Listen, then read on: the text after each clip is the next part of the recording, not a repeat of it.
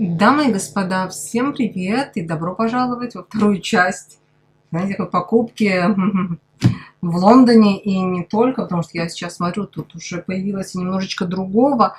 Сделать это я решила в формате такой, что в моей сумке, и заодно покажу вам покупки, потому что они тоже в сумке. И буду я перекладывать это в другую сумку, которую я как раз хочу показать вам как покупку. И я поняла, что такая огромная сумка, как большого размера GM Never Full от Louis Vuitton, мне не нужна в ближайшее время, потому что я никуда так надолго не буду выходить, но я все равно останусь с приличным размером сумки. Итак, давайте начнем с первой покупки, так сразу, можно сказать, с места в карьер. Вот такой вот карт-холдер от Chanel я прикупила себе. Я давно планирую купить от них сумку. Я посмотрела в Лондоне несколько классических флэпов. Я не знаю, одна была не из той кожи, что я хотела, другая была вот из этой вот кожи, но она была просто тупо бракованная. На ней был огромный такой внутри бугор, который, когда я сказала про то, что она бракованная, она меня посмотрела такими глазами, типа, ну, бракованная. Ну и не важно, что она стоит 10 тысяч паунтов. Ну, бывает. Короче говоря, я остановилась для начала, купила вот такой вот карт-холдер. Очень приятно, мне понравилось, что он не черный, из той самой кожи, из которой я так и не могу решить, я планирую или не планирую ее купить. Я планировала, но потом я как-то посмотрела и... Короче, я не знаю, это моя дилемма на последние несколько лет. И я все время покупаю что-то другое, и никак до этого не дохожу. Теперь у меня дилемма, я хочу побольше или поменьше, если вообще хочу, потому что слишком большая, у меня есть и Сен-Лоран, поменьше, сколько я и буду пользоваться. Я не человек, который ходит по свадьбам, по каким-то мероприятиям. В общем, я не знаю. И побольше, опять же, она имеет, вот моя Сен-Лоран, она имеет вес уже. Они похожи по своей структуре. Она не вот такая легкая, как вот эта. Значит, купила вот такую вот себе для карточек. Мне надо было вторую, потому что слишком много карточек. У меня вот здесь вот в этой вот для туалетных принадлежностей сумочки. У меня здесь вот мой карт-холдер от Louis Vuitton. Но у меня здесь проездной, у меня здесь всякое другое. Я не люблю пользоваться этими вещами в телефоне по многим причинам. Но самая главная причина, что для этого надо заблокировать телефон на, я знаю, сейчас у всех челюсть отпадет, да, мой телефон не заблокирован на Face ID, на всякое другое, на пароль. Во-первых, у меня там нет ничего ценного, во-вторых, мне это дико неудобно, когда каждый раз надо что-то его куда-то... Мне это неудобно, мне удобно издалека пальцем его открыть и смотреть, что там есть. Поэтому я не пользуюсь ни карточкой на часах, ничем, просто потому что мне это неудобно. И дополнительная вещь, я люблю пользоваться вот такими вот вещами. Мне это приятно. Технология это тоже супер круто, но здесь у меня с ней не срослось. Я несколько раз это подключала, я несколько раз это отключала. Я поняла, что я не буду пользоваться тем, что мне неудобно. Не каждая вещь новых технологий, которые входят, она должна войти в мою жизнь и стать для меня удобной. Вот и все. Кстати, у моего мужа телефон заблокирован на Face ID, и он тоже не подключил себе карточки, ему тоже удобнее достать кошелек. Это какой-то, знаете, консервативный подход к жизни у нас начался. Значит, здесь у меня есть вот этот. Я туда сложила проездные и все остальное. И здесь я сложила свои кредитные карточки и права на машину. Сюда я кладу карточку, которой я сейчас пользуюсь, чтобы не путаться. И все замечательно. Здесь остальное, все, что мне нужно для использования. Я беру это, и телефон великолепный, выглядит замечательно. И, в общем, все круто и классно. Значит, здесь у меня в коробочке от Fisherman Friends таблетки. Все необходимые. Здесь у меня непосредственно Fisherman с Friends. Конфетки разные, с сахаром, без сахара, классические, все что угодно. Очень хорошая вещь, которая была создана для рыбаков, которые страдают кашлем, который идет из связок. Это как раз моя проблема. Я много разговариваю и на YouTube в свое время, и в жизни, на работе, и везде. И да, после всех этих коронавирусов, всего этого, что нам удалось перенести несколько раз за последние годы, это все ухудшилось. Значит, здесь у меня батарейка, футляр, вы его тоже видели. Очень его люблю. Очень такой, знаете, небольшой, очень компактно он везде входит, очень удобная вещь. И цвет мне нравится, что он с таким красненьким, с красной этой кожей. В общем, я довольна, хорошо носится. И вот такой кожаный для ключей. Здесь у меня ключ для машины и ключ для дома. Ну, еще у меня здесь ключ от почты, от почтового, от ячейки почтовой. А вот эта вот кожаная история, я его купила именно в коже, потому что рано или поздно я хотела купить кожаную сумку Louis Vuitton. Я хотела сначала потаскать вот эту вот ключницу, посмотреть, как она будет себя вести. Довольна, ему уже несколько лет, и я очень довольна. В Хитроу, в аэропорту непосредственно я купила себе косметичку от Louis Vuitton. Много разного смотрела, но потом пришла к выводу, что я очень люблю вот эту вот штуку. Она внутри не тряпочная, а специальная такая, которая моется. То же самое с косметичкой. Очень удобно, если что-то пролилось, там что-то такое, это все отмывается, оно не впитывается внутрь. И в плане носибельности очень приятно. Я хотела в клеточку, я не хотела классическую монограмму. Не было. Не было. Ладно, пойдет и так. Так, дальше здесь уже у нас на Мертвом море я прикупила в Factory Polo Ralph Lauren, вот такой вот для мелочи кошелечек. У меня там не только мелочь, у меня там еще и купюры свернутые. Я редко ими пользуюсь, поэтому мне не мешает, что там купюры мелочь. Это просто такое, как на всякий случай, куда я складываюсь, мне попадают в руки деньги или какая-то, чтобы что-то было на случай, я не знаю, вдруг я попаду в какой-то каменный век, где не берут кредитные карты. Что еще? Это ничего интересного. Здесь у меня салфетки надо заложить, влажные, сухие, расческа. Это мне просто очень понравилось. Я была в каком-то маленьком городке в Италии, там был магазин Кико, и я зашла, купила желтую пудру. Для меня она была желтой, и маме ее отдала, потому что это не мой цвет, и вот эту косметичку, и она мне очень нравится. Не знаю почему, совершенно не моя тема, такое золото золотое. Вот и все, вот и все. Теперь давайте поговорим о покупках. Купила я вот такую вот сумку от Louis Vuitton, опять же, где этот кошелек, это та же самая, если вы обратите внимание, кожа. Та же самая кожа. Кстати, это тоже неплохо подходит. Вот такие аксессуары внутрь этой сумки. Совершенно замечательно выглядит. Это Альма кожаная. Я хотела не кожаную. И я думала, что если я буду покупать кожаную, это будет не Альма, а что-то другое. Потому что я не знаю даже почему. Но я вам сейчас объясню, что меня сподвигло купить. Я могла заказать и то, что я хотела. Но когда продавец, это тоже в Лондоне было, у меня здесь подушка, достал ее, и она оказалась, что она не структурирована, потому что все альмы обычно от самых маленьких до самых больших, они жесткие. Это не жесткое, это мягкое. Я не очень люблю структурированные сумки, вернее, я вам скажу, я их вообще терпеть не могу.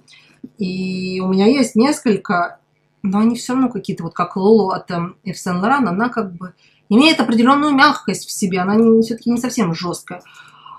Вау! И я когда это увидела, вот этот синий внутри ее интерьер.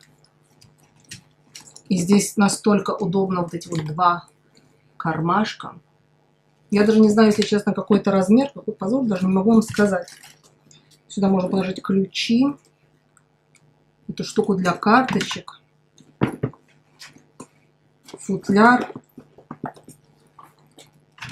Еще одну карточка-держательницу. Вот это.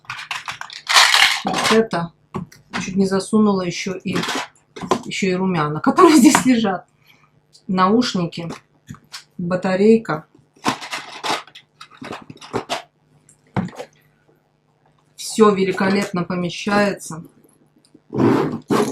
Все великолепно закрывается. И замечательно выглядит.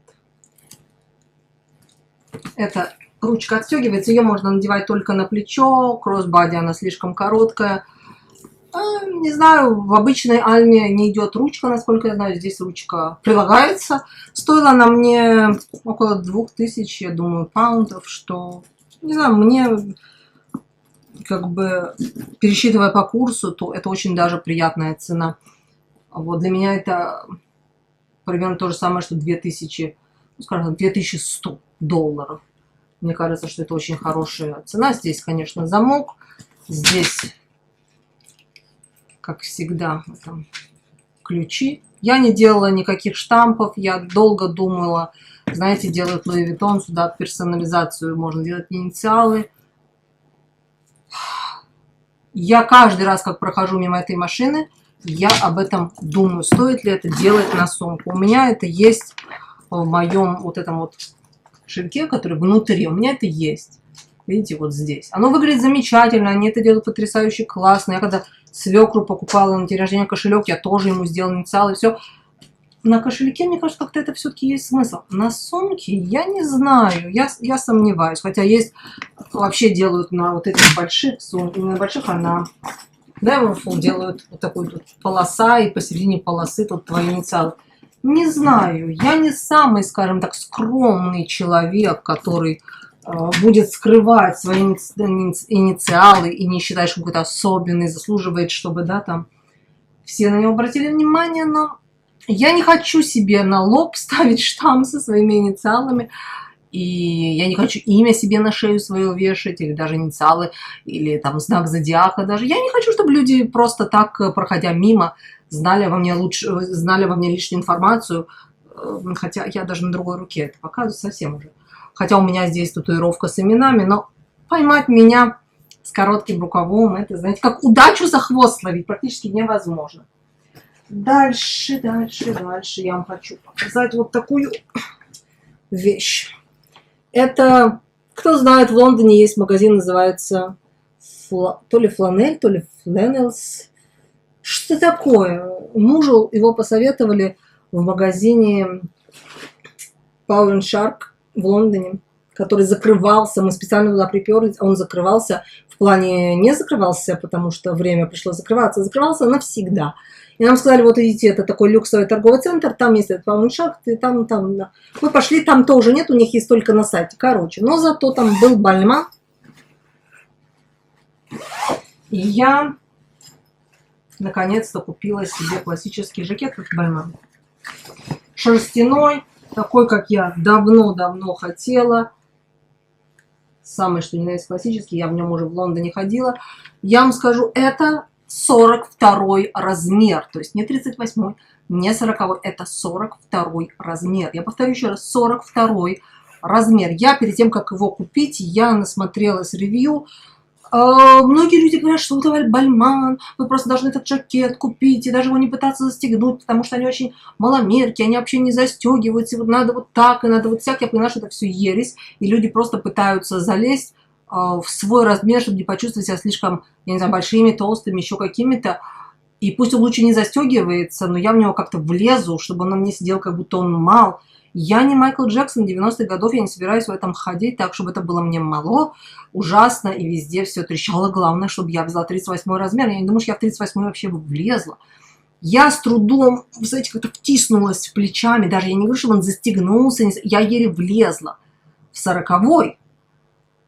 Еле влезла, как бы в плане плеч, а я не самый плечистый человек, я вам скажу. Поэтому это, я бы сказала про размеры жакетов от Бальман, это на размер меньше 100%. Вот этот на мне сидит, как сидят на мне все одежды 40 размера. Так на мне сидит их 42. Ну, этот вот 42, наверное, европейский имеется в виду, не российский. Наверное, российский даже был бы 46-й, если так смотреть. Да? Это то, что британский. Вот на мне сейчас вот это из Marks & Spencer, да, это британский 12-й. Она мне, ну, можно посмотреть, до плечи немножко больше. Она мне большевата. Я у них вообще 10-й. Но из-за того, что у них существует вот эта вот небольшая здесь недочет в плане, ну, как-то, не знаю, иногда бывают вещи. Это еще нормально, плоховато здесь скроено. Я всегда беру на размер больше, и я люблю побольше. Видите, я люблю подлиннее, побольше, посвободнее. Это длина кофта.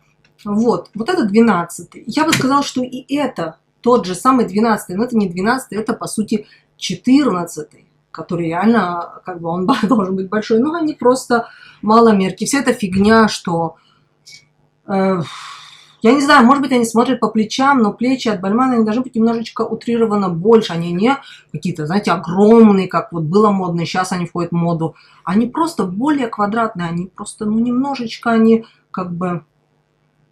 как это называется, внимание на них сделано. и стараться их посадить совершенно на место, пытаясь влезть в пиджак на несколько размеров меньше, даже его не застегивая, отдавать 1900 фунтов я за него заплатила, и не иметь возможности зимой его застегнуть, это шерстяной жакет, я его купила в полную цену, дамы и господа. Их можно купить на распродаже не в полную цену, но я живу в Израиле. У нас те, которые я видела, продаются, они не были шерстяные, они были с хлопком мне совершенно не надо. Заказывать откуда-то из-за границы что-то, что я даже не знала, какой размер, бессмысленно пойти просто тупо померить и потом где-то заказать из-за границы, заплатить за доставку, налог и все остальное. Главное, чтобы купить это на 30 или даже на 50% дешевле, проморочив голову со всем вот этим вот. Я решила, что мне не надо их 5, я хочу померить, я хочу купить то, что мне будет удобно, хорошо. Я его носила один день в Лондоне, что я вам скажу? Несмотря вот на тех, которые влезают в эти маленькие размеры, это не ходит, вот так не могу, застегнуть не могу, это не могу. Это полностью застегнутый, и все, это один из самых удобных жакетов, блейзеров, как один называете, который я носила в своей жизни.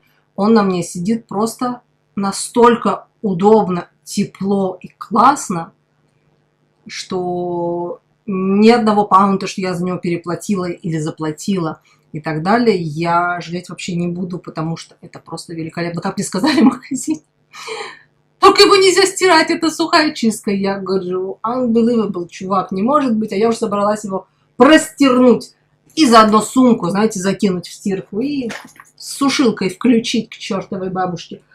В общем, да, я не буду сейчас в него влезать, потому что у нас все очень жарко. Я где-нибудь вставлю вам фотку. Единственное, мне сказали, что у него нет запасных пуговиц. У меня появился вопрос, а где же я их беру, если у меня что-то теряется. Вот сейчас я думаю, надо их заново все пришить, или они настолько хорошо пришиты, что они не потеряются. Вот это вот вопрос, потому что потом иди найди такую вот красоту. Да. И самое приятное, я могу его застегнуть и расстегнуть, и как угодно чувствовать себя комфортно в том, что я купила за немаленькие деньги, и то, что я планирую носить, и не в плане, чтобы это было красиво только, а в плане того, чтобы это было и чуть комфортно, оно меня грело, потому что я это купила как жакет на то время, когда будет прохладно. И носить его на распашку совершенно не вариант. Я его купила для того, чтобы завернуться в шарф и пойти так, чтобы мне было тепло. Так, вот сейчас мне надо как раз закусить уже этим Fisherman's Friends. Дальше. Пошла я тут с Иланой, мы случайно встретились, загуляли в TLV Fashion Mall, и я очень давно смотрела на этот вот бренд. Но они делают не только сумки, одежду и все остальное. Это Provenza Schooler. Я не знаю, в чем проблема у людей, когда они произносят какие-то названия марок, чего-то, говорят, что это невозможно произнести, начинают их корячить, уродовать и всякое. Вы знаете, я вам расскажу секрет. Очень такой секретный секрет, вообще не догадаться, что такое может быть. Заходите в интернет, в YouTube, и там просто набираете название этой марки. И рано или поздно вам выходит видео, где непосредственно его создатель или креативный какой-нибудь дизайнер, директор, или любой работник этой марки сидит и произносит это название просто в разговоре. Вы можете услышать, как его правильно произносить. Все. И так что угодно. Вот что угодно. Просто любую вещь можно найти, как правильно произносить, и это берет ровно 2 минуты, чтобы это найти. Я понимаю, были бы мы в каких-то там 90-х, 80-х годах, когда нету интернета, нету ничего. Сейчас все есть.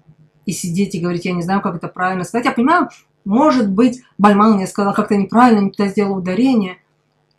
Но есть вещи, которые ты просто не можешь запомнить. Но если тебе интересно, вот я часто смотрю обзоры, да, на вот эту сумку, когда люди говорят, я не знаю, как правильно сказать название. Вот она целое видео говорит про эту сумку, и она называет ее неправильно, потому что я не знаю, как это прочитать. Не надо читать, это можно прослушать. Короче, ладно, хватит обзывать всех идиотами.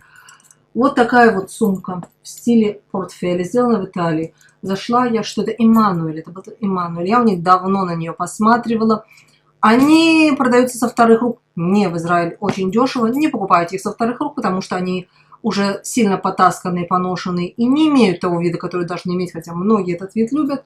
Но мне кажется, когда она уже совсем, это уже не то. Я ее купила за полцены, она мне стоила около 3000 шекелей. 3000 шекелей стоит, то есть где-то 850 евро, долларов, кому какая евро. Остановимся на евро, да, потому что, ну, да, это вечная проблема, потому что скажешь долларов, скажешь евро, и для людей на разных концах совершенно разные цены. Короче, мне цена очень подошла, это было 50% скидка, это было великолепно, и как раз то, что нужно, чтобы то, что было нужно, чтобы ее купить. Я сомневалась из-за цвета. Он мне очень нравится, не подумайте, ничего, мне очень нравится, но у меня есть две сумки Louis Vuitton Speedy, которые в таких же тонах, особенно классические цветы, да, вот этот вот, он как-то все-таки похож, но нет, я не удержалась, решила, что да, надо ее иметь. Здесь вот эти штуки, они для красоты, они, можно их просто засунуть, можно, я никогда не засовываю. Здесь замок.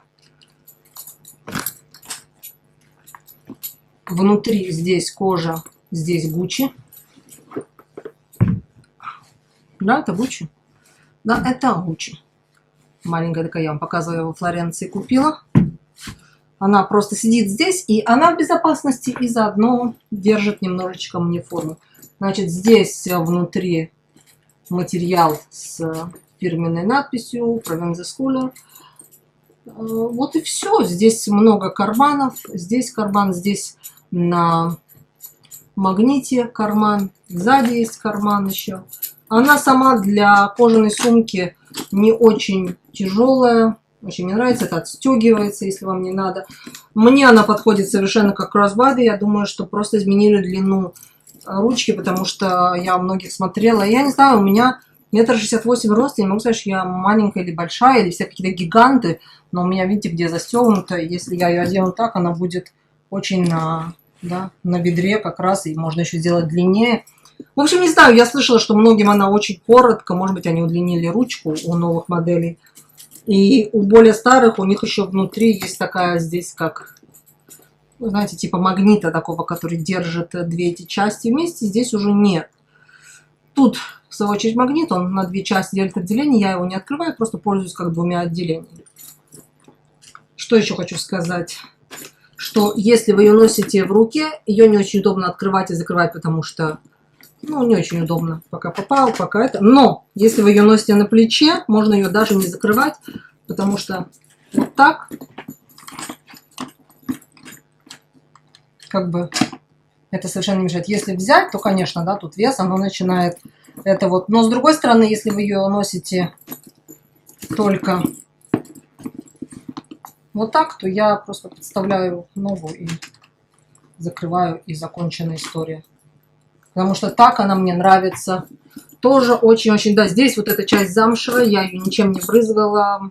Может надо, может не надо, не знаю, я как-то до сих пор в сомнениях. Обычно я замшу чем-то обрабатываю. Я очень нервная становлюсь, когда у меня что-то здесь замшевое. Теперь надо все это назад, сюда назад засовывать Gucci. Вот такая, к слову, маленькие сумки, да, вот эта маленькая от Gucci, я ее ношу, потому что она все-таки какая-то не супер, ее нельзя назвать вечерней сумкой. Днем, когда мне надо, когда я просто хочу иметь небольшую сумку. У меня такое очень часто бывает, и я с удовольствием ей пользуюсь. Короче, да. Очень ее люблю. Я думаю, что, по сути, мой лимит имения владения сумками уже подходит к концу, потому что покупать это очень просто. В плане, даже если ты копишь деньги на это или что-то,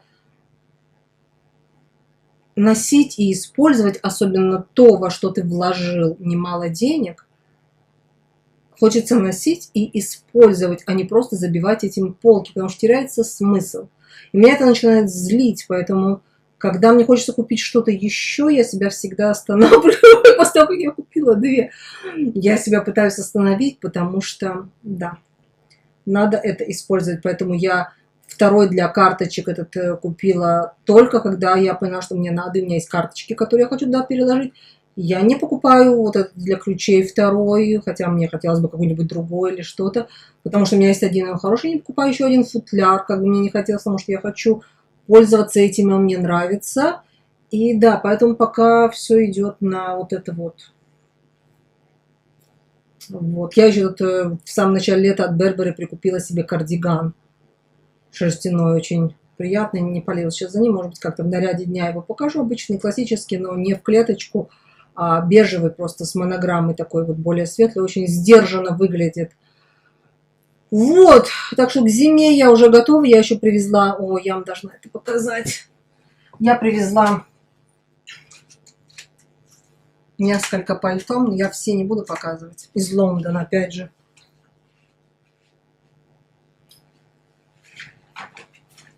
Я вернулась, я вам покажу только одно.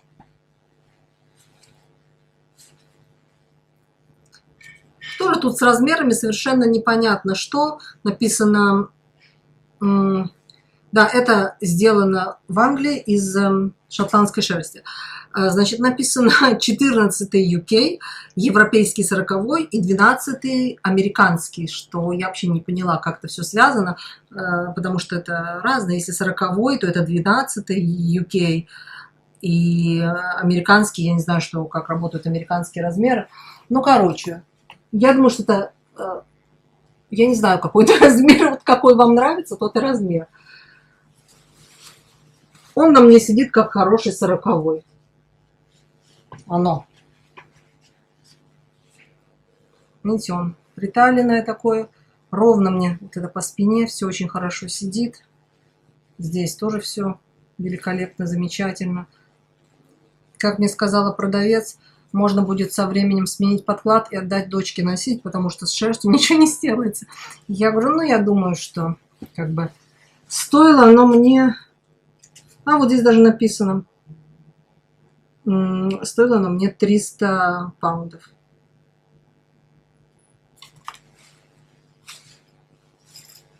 Великолепно. Кстати, в Британии нету tax-free. Если вы хотите туда на шопинг.